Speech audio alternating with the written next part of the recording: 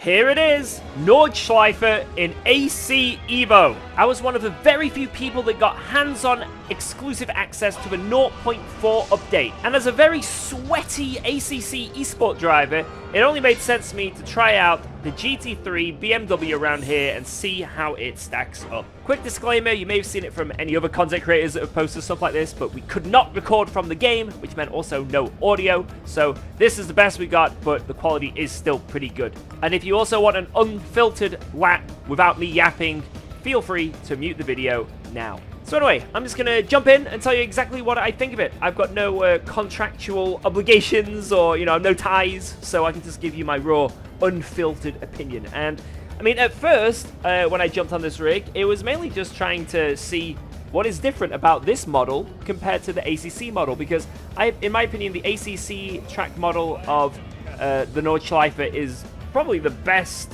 there is on the market at the moment. But this definitely blows it out the water, especially with all the modern adaptations. There's a few curbs, one that definitely did catch me out later in the lap, you'll see. But yeah, just like a few little subtle changes on the track, more finer details, and also with the surrounding area as well. It is insanely detailed. Now, I know for some people, graphics in sim racing is nothing, right? Or it's all about the feeling. But I think graphics play a big role in immersion, and I do like feeling like I'm driving a real race car, and graphics definitely help that, So I personally think this is sick.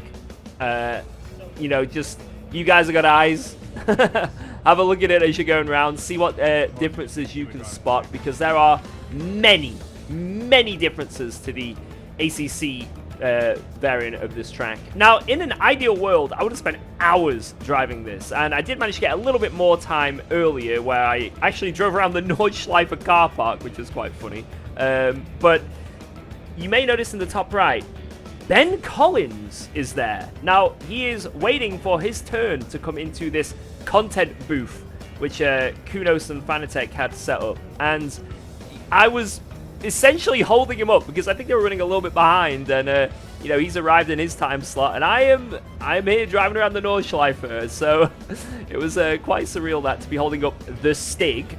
But and he also comes into the room later on in this video and is behind me just watching me drive. So yeah, no pressure at all, right? Anyway, let's talk about the main thing that you guys probably want to know, which is the handling, the force feedback, the physics. And I guess you might be slightly disappointed when I say, it's very hard to give an accurate impression when you're on a rig that isn't your own, right? It's hard to adapt. You got to adapt to just, the rig itself, the brakes, the throttle, the, steering. As you see here, I go flying off the road and have a big crash there hitting that curve. But, it's hard to adapt to all these things at once. It's a lot on your sensors, just getting into a rig that is not what you're comfortable with. But I can say straight up, it's very intuitive. Again, ignore that crash I did, but it feels very intuitive, it feels very natural to drive. Doesn't feel like I have to do anything stupid to get the car to do what I want, which is very nice.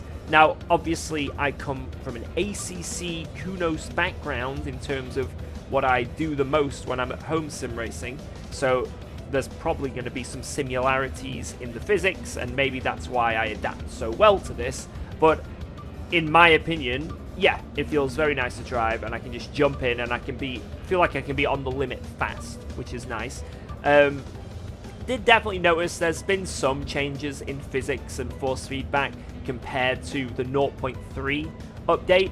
I don't know exactly what they are. I can't accurately say exactly what's been changed, but it does feel slightly nicer than the 0.3 update, because I've just driven now the BMW at Spa.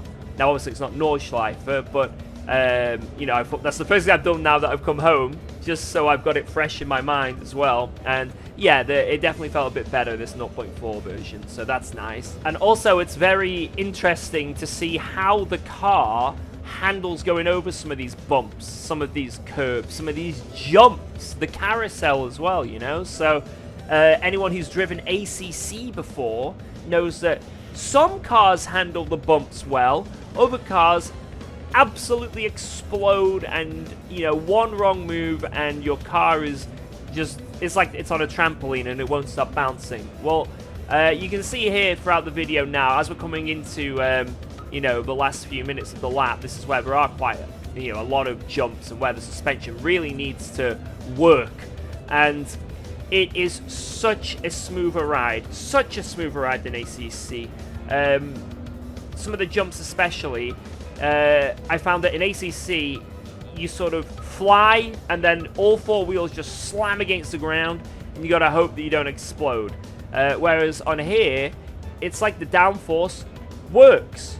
The downforce actually works, so when you jump, the front of the car dips first, it's a smooth transition, and yeah, it's nice. So if you do happen to have a motion rig set up to AC EVO, it's not going to break your back like it might do in ACC, which is hopefully a positive experience. Now, another huge thing is performance, and I don't know exactly what PC they are running here, you know, graphic card and CPU. All I know is I wanted to try and max it out to see how it runs, because we all remember how AC EVO first ran when it was released, right? Now, there's been lots of improvements since then. 0.3 is light and day better than when it was initially released, but yeah, I wanted to challenge this 0.4 release, and that's why you'll notice loads of shadows, loads of sun glare. I purposely made sure it was early in the day to, like I say, just push the graphics card and the CPU to its limits, and it seems to be running amazingly. Like, it's not missing a beat as we come up to this jump. Look, the car lands! There was no weird bounce. Downforce worked, suspension worked. It's a freaking miracle. But yeah, I just wanted to push the game to its limits, and I think we're on at least 144 Hz monitors here, and I'm not sure if it was maxing out at 144 FPS as well, but it was so smooth, because a big problem with Assetto Corsa Competizione was you could be in the hundreds in the FPS, but it just didn't feel like it. I don't know, it wasn't optimized very well, but this game, it does. You know, if you're over 100 FPS, you notice, and it was so buttery smooth. No micro stutters, graphics, as you can see, insane. You know, unless you do not have working eyes, I don't know how you can disagree with that. But yeah, in person as well, this is a triple monitor, well, triple ultra wide setup that we're currently on, and yeah, amazing. Not a single micro stutter, flawless, you know, graphic wise. It really is fantastic. So hats off to them. Hopefully that means that we're going to be getting better performance in this update. Now, in terms of negatives, it's kind of impossible for me to really pick out any negatives, because it was Nordschleife, graphics good, car felt nice, you know, unless I actually can excessively test it on my home rig.